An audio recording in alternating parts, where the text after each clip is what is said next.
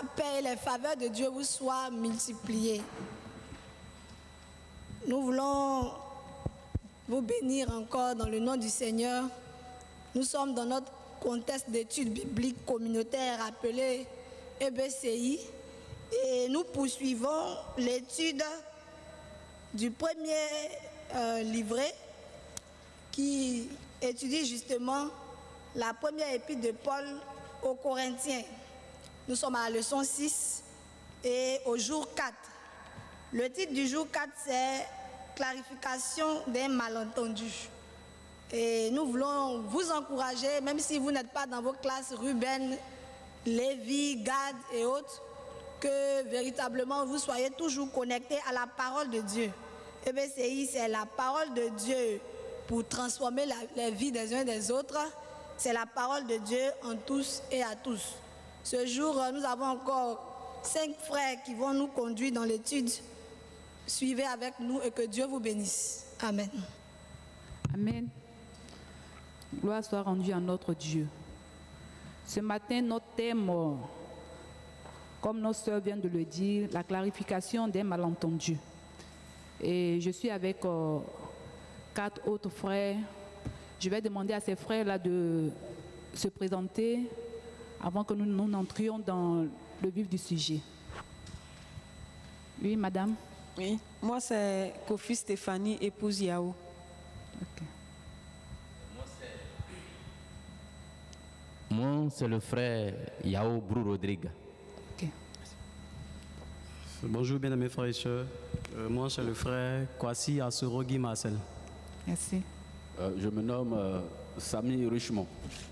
Merci. Ok. Notre thème, comme je le disais, la clarification d'un malentendu. Et le thème qui nous est... le passage qui nous est soumis est 1 Corinthiens 5, le verset 9 à 10. Moi, j'ai devant moi ici comme version, la version Semeur. Je vais le lire et puis quelqu'un d'autre va lire une autre version. Et je vais demander à Madame Kofi de nous lire, elle, sa version et moi, je vais lire ma version après.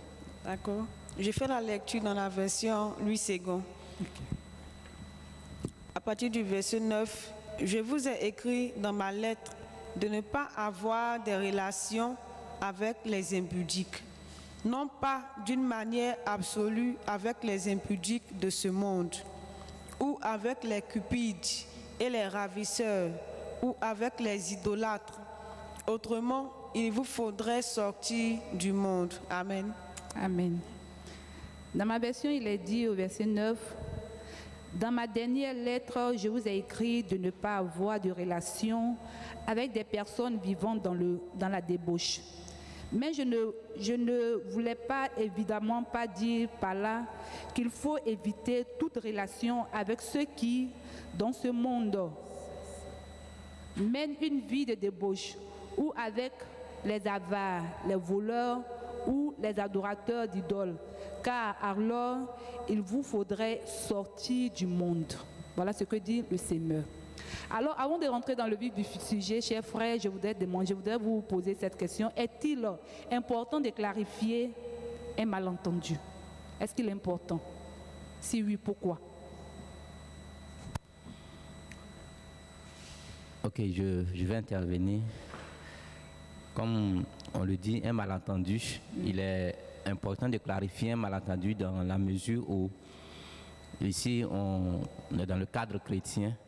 Et si ce malentendu n'est pas clarifié, il risque d'avoir du flou dans l'Église et ça peut entraîner des conséquences désastreuses. Donc, il est important de clarifier s'il y a un malentendu au sein de l'Église. Merci, cher frère. Quelqu'un d'autre? Oui, bien évidemment, pour moi, c'est d'autant plus très important de clarifier. Toutefois qu'il y a un malentendu qui apparaît tout de suite entre des frères et sœurs, surtout dans l'Église de Dieu, parce que le malentendu peut entraîner des divisions entre les frères, entre les sœurs, et aussi ça peut entraîner aussi des disputes à n'en point fini. Donc je pense qu'il est important, il est bienséant d'ailleurs de pouvoir, toutefois qu'il y a un malentendu, de pouvoir le clarifier pour que les deux parties vraiment soient en paix afin de continuer la communion fraternelle. Amen. Ok, merci beaucoup. Alors maintenant, nous allons rentrer dans le vif du sujet et aller à nos questionnaires. La première question dit, qu'est-ce que les Corinthiens n'avaient apparemment pas compris sur les instructions précédentes que Paul leur avait données? Je reprends. Qu'est-ce que les Corinthiens n'avaient apparemment pas compris sur les instructions précédentes que Paul leur avait données? Frère Kofi? Je peux parler? Ok. D'accord.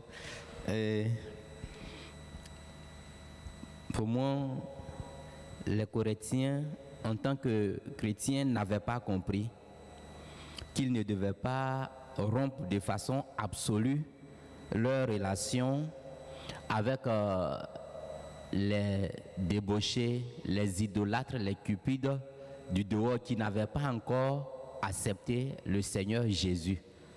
Les Corinthiens ne devraient pas rompre de façon absolue leur relation avec ce genre de personnes. C'est pourquoi il dit, l'apôtre Paul dit au verset 10 que autrement, il vous faudra sortir du monde. Voilà. Ils ne devaient pas rompre de façon absolue leur relation avec les débauchés du monde. C'est ce qu'ils n'avaient pas compris.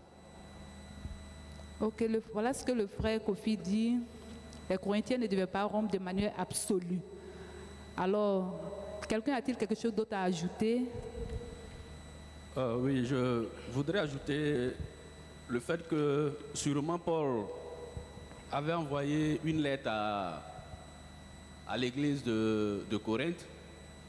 Et dans cette lettre-là, il a souligné des points sur les relations avec les impudiques, les cupides et tout ça.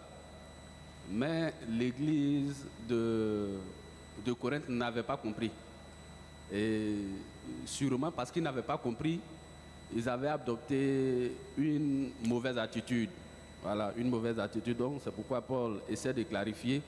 Donc ce qu'ils n'avaient pas compris, c'est les relations avec ceux de dedans et ceux de dehors.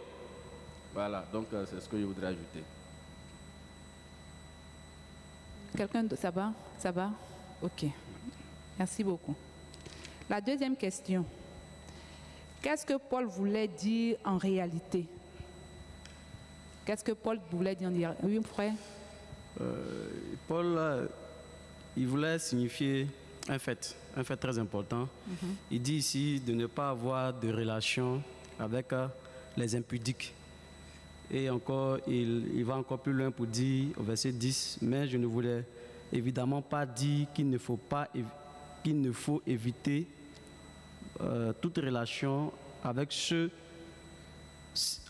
qui, dans ce monde, mènent une vie de débauche, ou avec les avares, les voleurs, ou les adorateurs d'idoles, car alors il faudrait sortir du monde.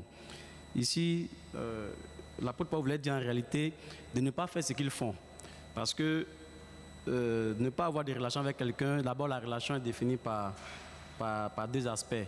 Il y a la relation qui est une relation qui est très avancée, qui mène vraiment un certain attachement à la personne. Il y a une relation aussi qui est je pourrais dire partielle. C'est-à-dire, tu as ton voisin qui est là, pardon, vous habitez c'est ton voisin de la maison. Quand tu passes, tu lui dis bonjour voisin, comment tu vas? Voilà. Ça, c'est une relation de voisinage. Ça ne veut pas dire que ce qu'il fait dans sa maison, mais dans sa vie de tous les jours, c'est ce que tu dois aller faire la même chose. Donc, l'apôtre Paul ici, quand il dit ne pas avoir de relations avec les impudiques, ça dit le fait de vivre une vie d'impudicité, c'est de ne pas faire la même chose comme eux. Mais toutefois, vous pourriez avoir des relations amicales. Bien évidemment, l'apôtre Paul a dit qu'à un moment donné, il a été comme des Grecs, afin de pouvoir gagner beaucoup de ceux-là. Donc c'est une façon aussi de les gagner. Mais si tout de suite on rompt tout de suite comme on le dit, le cordon, comment est-ce qu'on pourra les gagner au Seigneur? Donc voici un peu ce que l'apôtre Paul voulait dire en réalité. Merci frère. Oui, moi je voulais ajouter quelque chose. Okay. Moi je pense pour ma part que quand nous lisons même, quand nous allons plus loin, le verset 11, je pense que l'apôtre Paul voulait plutôt dire que les chrétiens les Corinthiens, ils ne devaient pas tolérer ces péchés-là venant de leurs propres frères. Ok. Voilà. Mais puisqu'ils sont en relation avec le monde, les gens de ce monde, c'est vrai, eux ne comprennent pas. Mais pour ces frères-là qui sont dans l'église, qui commettent de tels péchés, vraiment, cela ne doit pas être toléré. Voilà. Merci, madame. On peut avancer ou bien quelqu'un a quelque chose d'autre à ajouter? Ok. Ok, allons-y. Ce que je voudrais ajouter par rapport à la question 11, Paul clarifie les relations. Et ce qu'il voulait dire, il a expliqué dans la lettre. Ok. Ayez des relations avec ceux du monde, mais pour des frères, ayez aussi une attitude envers eux. Donc, Paul voulait faire cette clarification-là. Ce que je voudrais ajouter, c'est en réalité, sûrement l'église de Corinthe avait une mauvaise attitude envers les impudiques de dehors. Ok. Donc Paul était obligé de clarifier. Sûrement, il refusait de saluer les impudiques de dehors, ceux qui vivaient mal. Ils étaient dans leur coin, il les regardait, il les jugeait et tout ça. Donc Paul, en réalité, va leur dire non, ceux de dehors, ce sont des étrangers. Et un étranger dans une maison peut ne pas connaître toutes les chambres. On peut l'excuser s'il se trompe pour ouvrir une chambre alors qu'il cherchait la porte d'une douche, par exemple. Voilà, donc Paul voulait faire cette clarification-là pour dire les étrangers de dehors, vous pouvez bien marcher avec eux, mais pour ceux qui sont dedans, ils n'ont pas d'excuses parce qu'eux, plus ou moins, ils connaissent la maison, ils ont toutes les informations. Donc Paul voulait être vraiment clair sur ce sujet-là. Merci. Merci, frère. Merci de nous éclairer encore davantage et nous permettre de savoir ce qu'il faut faire. Nous allons aller à la question 3, la troisième question.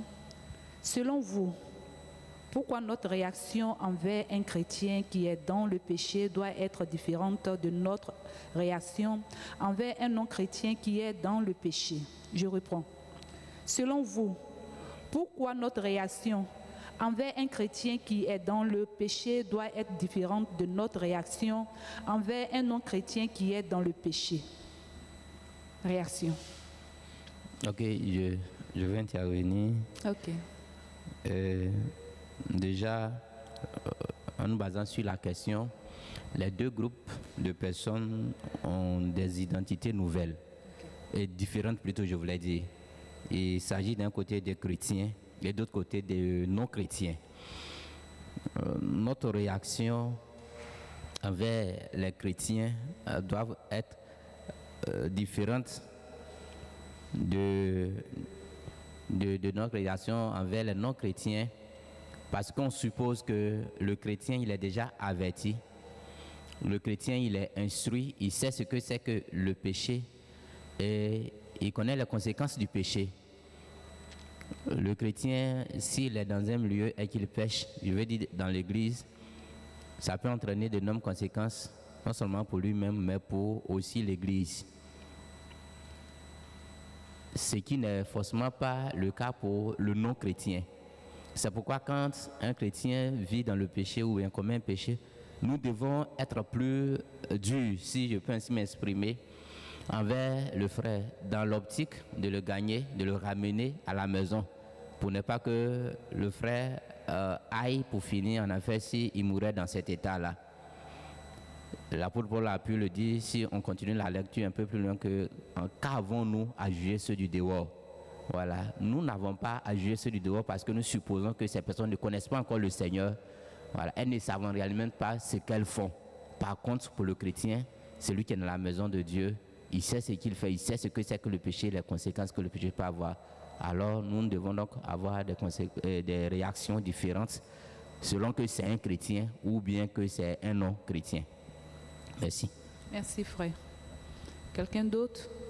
Oui. Madame Kofi. Oui. Madame Yao. Ah, Madame Yao, excusez-moi. Madame Yao.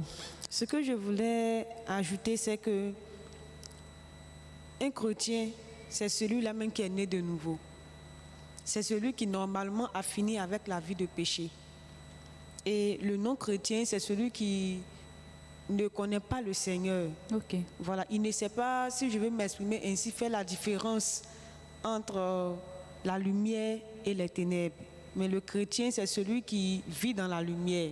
Ok. Donc, il n'est pas, ce n'est pas normal que celui qui connaît la lumière, qui connaît le Christ, puisse encore avoir des relations avec le péché, puisse encore prendre ce qu'un jour il a décidé de mettre derrière lui et de vivre une nouvelle vie avec le Seigneur Jésus. Donc, si nous nous trouvons en face d'un chrétien qui commet un péché, c'est sûr que nous devons vraiment avoir des mesures un peu plus rigoureuses que celui-là même qui ne connaît pas le Seigneur. Voilà. Merci, Madame Yao. Oui, ouais. Je voulais intervenir aussi sur la question 12. Ok. La réaction qu'on aurait par rapport à un chrétien qui vit dans le péché et quelqu'un qui est non chrétien qui vit dans le péché. D'abord, je voulais souligner aussi d'entrée de jeu que la vie chrétienne, elle est à la fois personnelle et collective, j'allais dire même communautaire. Donc, quelqu'un qui est chrétien, c'est-à-dire il porte le nom de Petit Christ, c'est-à-dire il est enfant de Dieu, il a connu Dieu, il a reçu le Seigneur Jésus-Christ et il vit une vie nouvelle. Mais quelqu'un qui ne l'est pas, lui, il n'a pas lui, son esprit n'est pas encore régénéré. Il est encore, comme on le dit dans la parole de Dieu, il est encore l'homme animal. Donc ici, la vie chrétienne, c'est si je vois mon frère qui vit dans le péché, c'est comme si quelque part, je porte le nom de chrétien, lui aussi pareil, mais lui, il va ternir l'image de la famille, parce que c'est la famille de Dieu.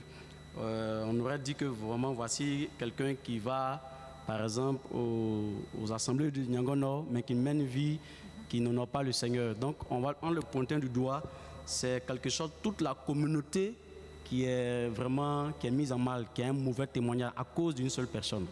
Donc, notre réaction serait différente. Mais celui qui n'est pas connu Dieu, qui n'est pas chrétien, lui, il n'est pas conscient, il ne sait pas discerner le bien et le mal. Pour lui, il n'y a pas d'infrarouge dans son esprit. C'est-à-dire tout ce qui lui tourne dans l'esprit, lui, il appelle ça bien. Tout ce qui est bien, c'est-à-dire qu'il n'y a pas de limite. Lui, il fait seulement tout ce qu'il fait. Donc lui, il y a une certaine façon de le recadrer. Mais celui qui est chrétien, qui connaît la loi, lui, son jugement même sera plus sévère. Donc, pour ne pas qu'il arrive à là, il faille que vraiment on puisse le reprendre avec la manière, en ayant voir un ancien, comme la Bible le recommande, et parler avec lui afin que vraiment il puisse changer de vie. Amen. Ce que je voudrais aussi ajouter à ce que mes frères ont dit, je voudrais rappeler déjà notre attitude envers le chrétien qui vit dans le péché. Dans la leçon 6, nous avions eu un verset à mémoriser qui dit « Frère, si un homme vient à être surpris en quelque faute, vous qui êtes spirituels, redressez-le avec un esprit de douceur. » Et dans Matthieu, je veux dire, l'attitude qu'on doit avoir avec un frère qui est dans le péché, d'aller le voir d'abord, toi seul. S'il n'a pas compris, on prend une deuxième personne. S'il n'a pas compris, on le dit à l'église avant de passer encore à d'autres actions encore un peu plus dures envers lui. Donc je voudrais déjà rappeler notre attitude envers ce frère-là qui est dans le péché. Maintenant, par rapport à ceux de dehors, aujourd'hui nous sommes, je veux dire, représentants de Jésus sur la terre pratiquement. Et quand on lit les évangiles, Jésus va dire par exemple que il n'est pas venu pour ceux qui se portent bien, mais Jésus est venu pour ceux qui sont malades. Donc ceux du dehors là, ils sont malades. Donc c'est pour eux. Je veux dire que nous sommes sur la terre des hommes. En fait, nous avons été déjà sauvés. La Bible déclare que nous sommes assis à la droite, avec Jésus à la droite du Père pratiquement. Mais pour eux, c'est pour eux que nous sommes sur la terre. Donc on ne peut pas couper de relation totale avec eux. Si on le fait, on n'a plus de raison d'être sur la terre des hommes. On n'a plus de raison. C'est pour les païens, c'est pour ceux qui n'ont pas Jésus, c'est pour ceux qui ne sont pas encore chrétiens. Je veux dire que nous sommes sur la terre des hommes. Okay. Donc je voudrais faire un peu cette différence. Merci, entre frère. Notre attitude envers un frère et ceux qui sont dans le monde. Que Dieu nous bénisse. Merci beaucoup. Je comprends que vraiment le thème est vraiment passionnant. il est intéressant et chacun voudrait apporter ce qu'il a afin de faire comprendre la profondeur de cette parole à chacun de nous. Merci beaucoup. Nous allons accueillir la sœur Sophie pour nous faire le résumé de cette méditation afin de pouvoir retenir quelque chose de très important dans cette méditation. Que le Seigneur nous bénisse. Alléluia. Que le Seigneur nous bénisse.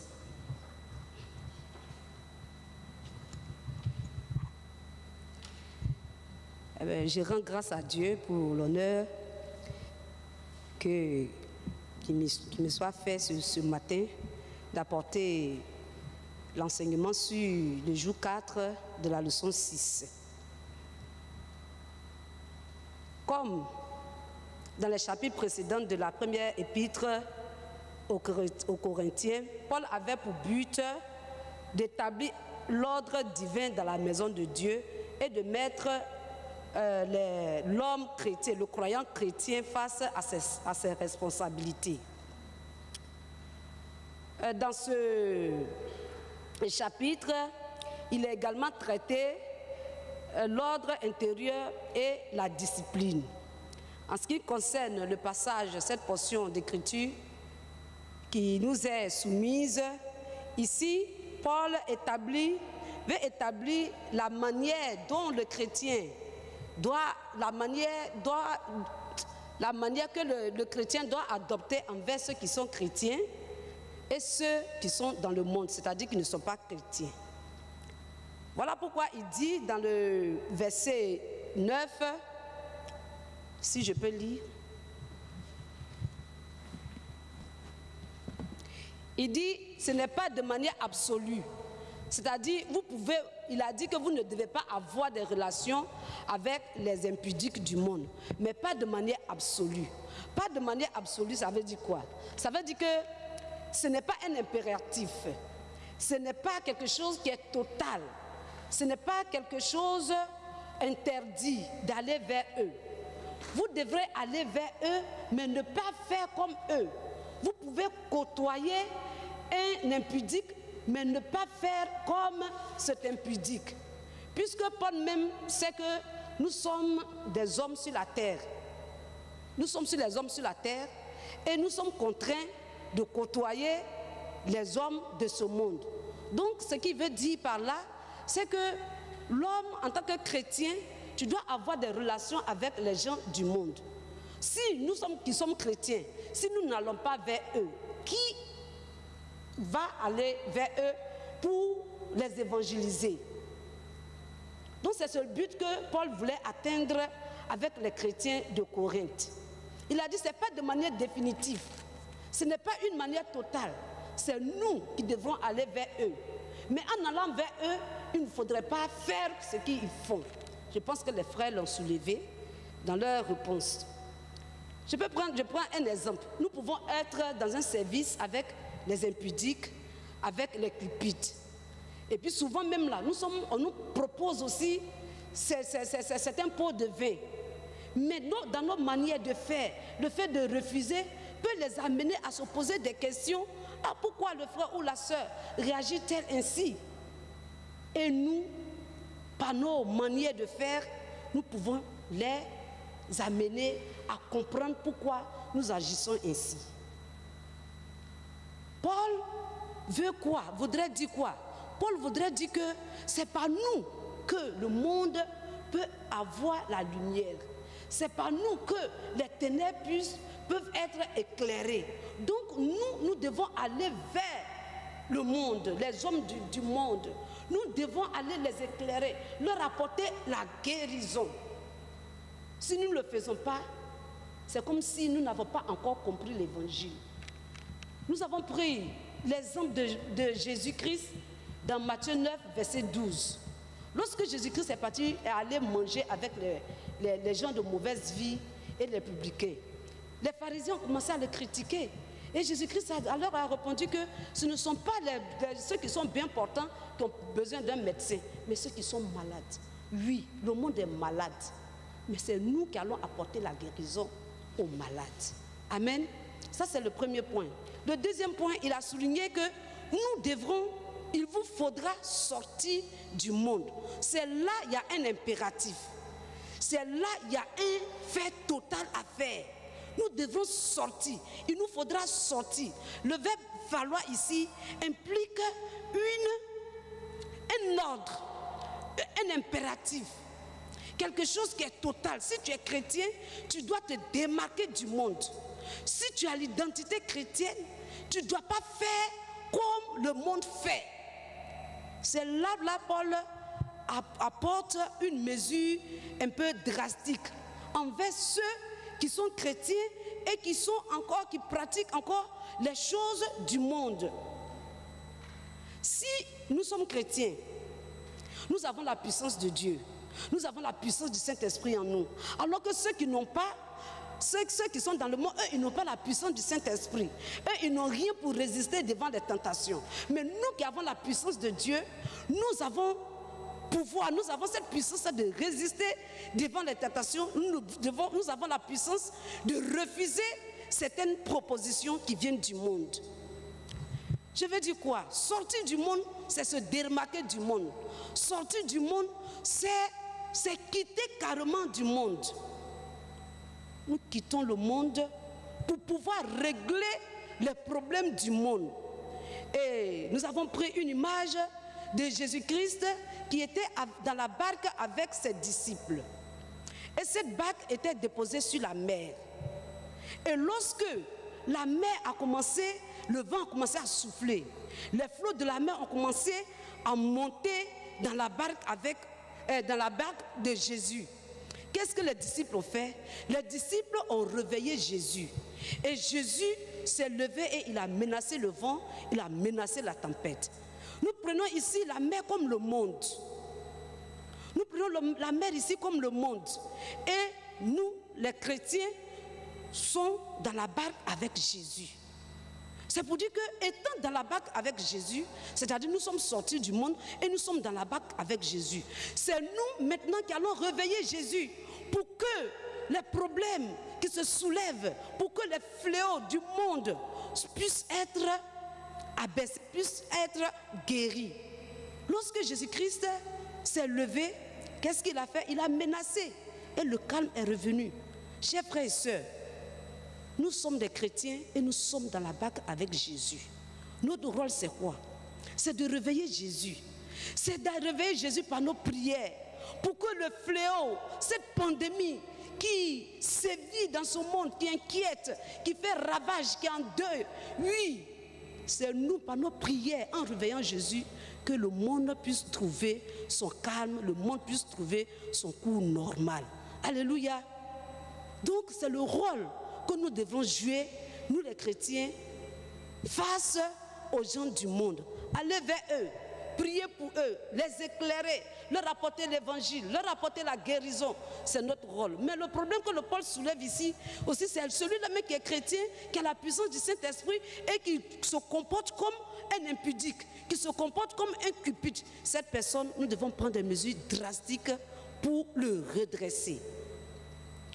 Comme conclusion, chers frères et sœurs, nous avons la puissance de Dieu. En tant qu'enfants de Dieu, nous avons la puissance de Dieu. Nous sommes caractérisés par le Saint-Esprit. Nous devons nous démarquer du monde. Nous devons sortir du monde. Tout ce qui a trait au monde ne doit pas nous caractériser. Mais ce qui doit nous caractériser, ce sont les fruits du Saint-Esprit. Pour que vraiment nous puissions aller vers ceux qui n'ont pas cet esprit, les amener à Jésus, les amener à être saints et les amener à être sanctifiés afin d'être saints comme nous le sommes. Que le Seigneur nous bénisse. Nous allons prier. Notre Père, notre Dieu, Seigneur, nous te bénissons, nous te rendons toute la gloire. Nous bénissons ton nom parce que, Seigneur, nous étions aussi comme ceux du monde. Nous étions aussi comme les impudiques. Nous étions aussi comme ces ravisseurs. Nous étions aussi comme ces cupides. Mais Seigneur, tu nous as fait la grâce de devenir enfants de Dieu. Tu nous as fait la grâce de t'appartenir. Tu nous as donné ton esprit. Tu nous as donné ta puissance. Tu nous as donné ton autorité. Seigneur, oh grand Dieu, tu nous as appelés pour que nous aussi, nous puissions aussi appeler les autres. Tu as permis que tes apôtres, Jean, Paul, puissent te connaître, enfin aussi d'évangéliser les païens, d'évangéliser ceux qui sont dans le monde. Seigneur, donne-nous, Père éternel, grand Dieu, oui, la force. Tu ne nous as pas sauvés pour que nous restons égoïstes. Tu ne nous as pas sauvés pour que nous restons dans notre espace. Nous devons sortir, Seigneur, aller vers le monde, aller vers les hommes, les amener à toi, aller les guérir parce qu'ils sont tous malades. Seigneur, le monde est malade. Mais qui doit porter la guérison à ce monde malade? C'est nous. C'est nous, Seigneur. Nous traversons des moments difficiles. Le monde est troublé. Il n'y a plus de grande puissance. Il n'y a plus de pays développés. Seigneur, il n'y a plus d'hommes riches face à ce fléau. Mais Père éternel, nous que tu as appelés, nous qui sommes baptisés par ton sang, Père éternel, est plus que l'argent. Ton sang est plus que puissance des hommes. Ton sang est plus que pouvoir des hommes. Oh Saint-Esprit de Dieu, donne-nous chaque jour de te réveiller. Donne-nous chaque jour de t'appeler pour que vraiment le monde puisse retrouver son cours normal. Pour que toute la gloire puisse te revenir au nom puissant de Jésus. J'ai prié. Amen.